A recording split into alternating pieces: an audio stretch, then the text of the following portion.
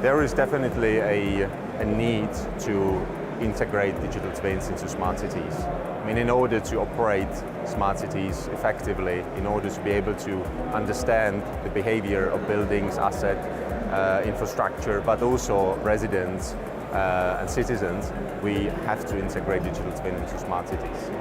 You can create an image of a smart city that doesn't actually represent anything in real life, but if you don't actually understand the performance of the assets within the smart city, I think it's absolutely impossible to believe that you are actually able to create a smart city, because you don't understand what you need to change, and you certainly don't understand how you've optimized the performance, whether it's around energy, mobility, the urbanization of the environment, or the well-being of the population and the communities that exist therein.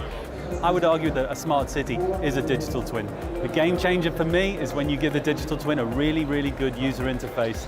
That would be one that lets the people who are occupying that space visualize the properties that really matter to them in a way that they can really understand.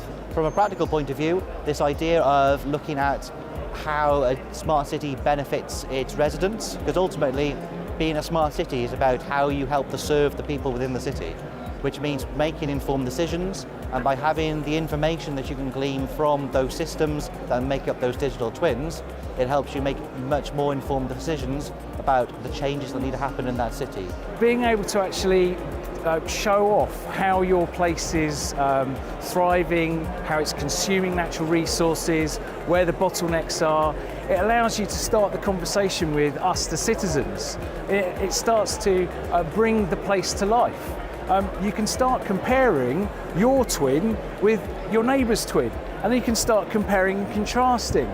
So it starts changing the nature of the debate that we have as citizens with our political leaders, with our executive leaders that are running our places, and saying, oh hey, I'd like lower air pollution and better air quality, which means that, oh look, they've got it over there and they've got less asthma.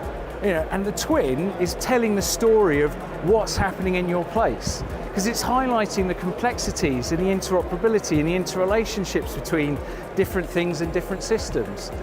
If we want to create a more efficient and more on-demand, city that really is suited to our everyday needs, and we want to be able to access this data has to be available.